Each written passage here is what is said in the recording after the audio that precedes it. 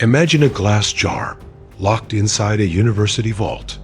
Inside floats a human brain, grotesquely swollen, preserved in formaldehyde. It belonged to a man whose mind could read the whispers of ancient Greece, decode the skeleton of language itself, and dazzle entire communities with his erudition.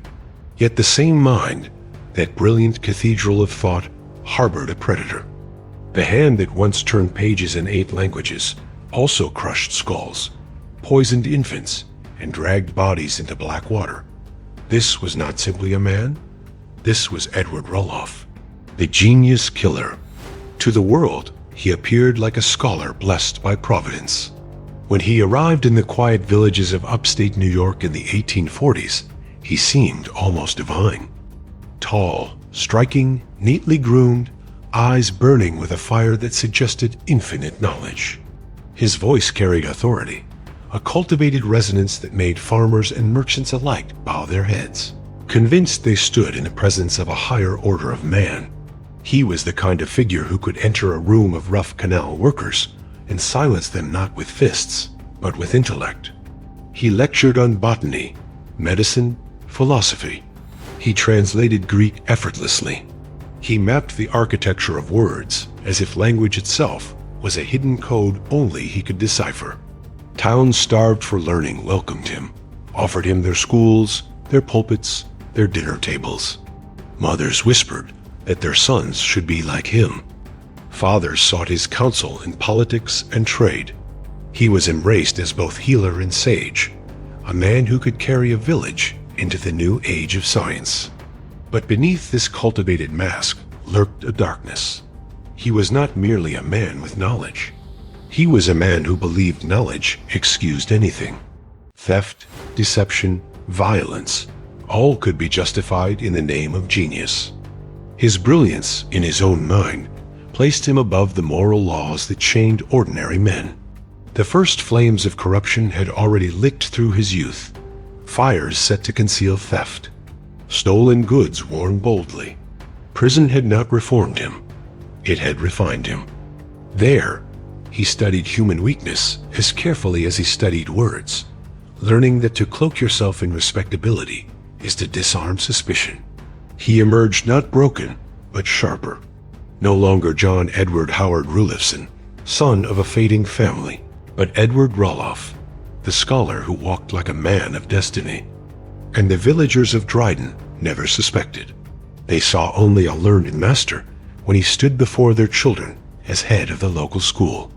They saw only promise when a 17-year-old girl named Harriet fell beneath his spell. She was light, refined, educated, graceful. He was fire, brilliant, magnetic, consuming. Their union was whispered of as Providence. Yet the shadows of that marriage would become a tomb. At their wedding, when the minister placed a gentle kiss upon Harriet's cheek, a look crossed Rulloff's face that froze witnesses where they stood. It was not love, it was rage. A jealous fury so sudden, so violent, it cracked his mask for a fleeting instant. A glimpse of the abyss beneath. Still, the community excused it. They whispered, whetting nerves. They chose not to see the predator caged within his scholarly demeanor. And so Harriet walked willingly into his home, into isolation, into the hands of a man whose obsession with control and brilliance would one day extinguish her life. This is where the story begins, with a man revered as healer, teacher, genius, and with a woman whose fate would remind the world that intellect without conscience is the most lethal weapon of all. The storm that had been brewing in Edward Rulloff's soul finally broke on a summer night in 1845. Inside their modest home near Cayuga Lake, Harriet crushed peppercorns with an iron pestle, a simple, domestic moment, utterly ordinary. But ordinary moments are when true evil often strikes. Rulloff's jealousy had reached a fever pitch, his mind poisoned by imagined betrayals, his soul warped by the belief that Harriet's loyalty was his divine right. When she resisted his desperate demand to abandon her grieving family and flee with him to Ohio, something within him snapped. The pestle slipped from her hands into his. In that instant, the scholar became executioner. He brought the iron down with monstrous force upon Harriet's skull.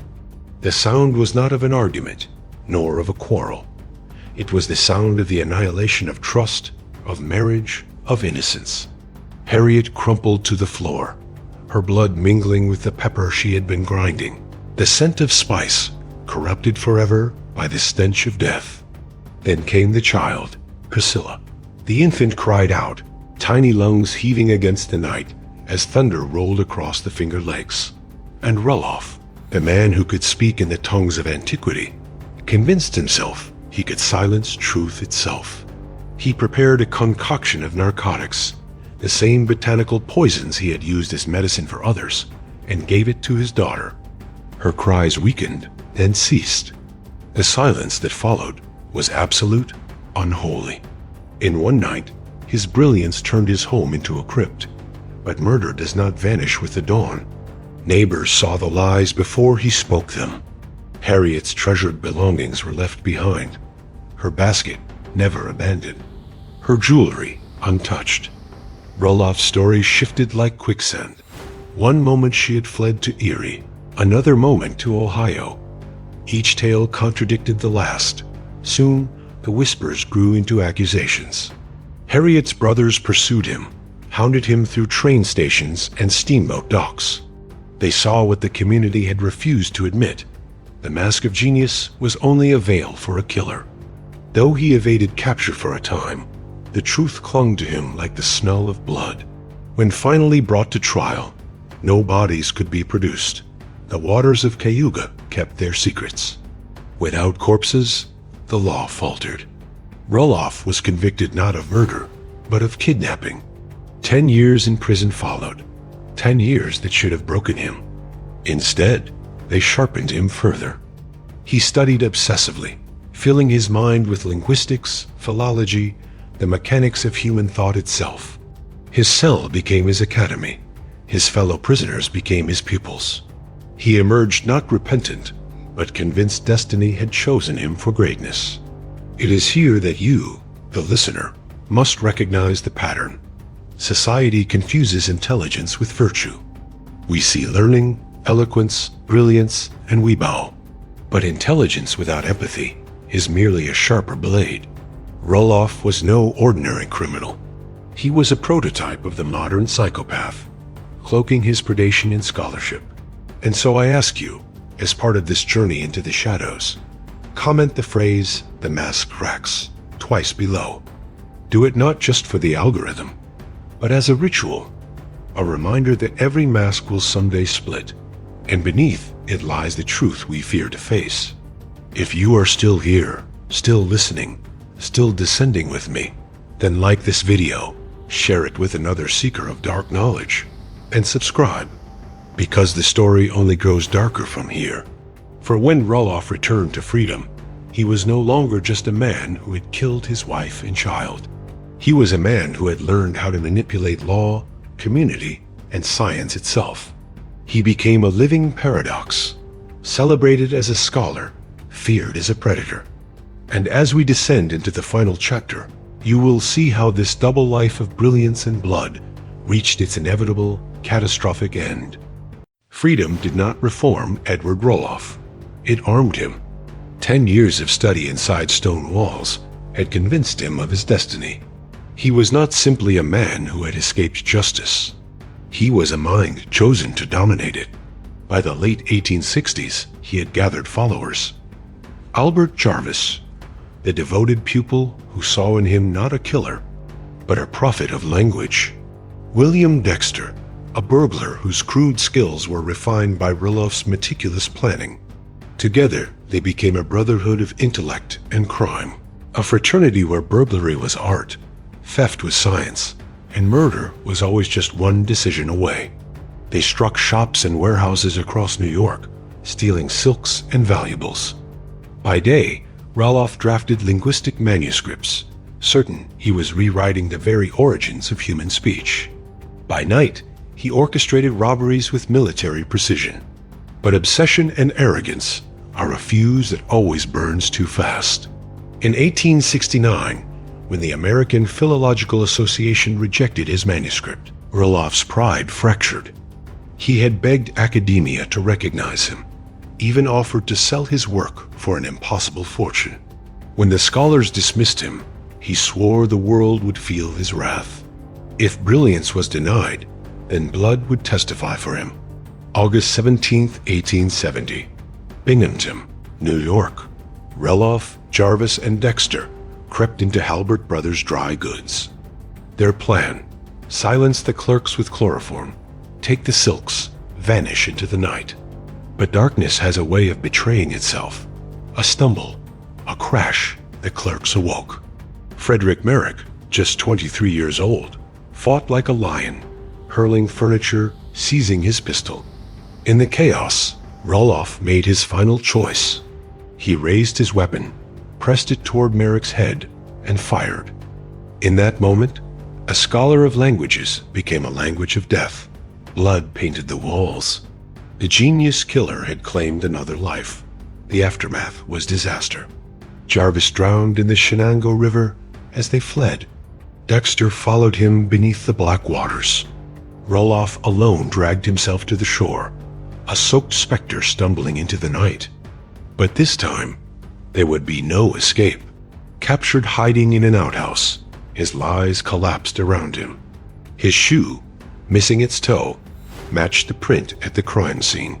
Documents in his Brooklyn apartment revealed the double life: scholar and murderer, manuscripts beside stolen goods. The trial in 1871 became a spectacle. Crowds flooded the courthouse, desperate to glimpse the monster cloaked in genius. He defended himself with eloquence, twisting law like he once twisted minds.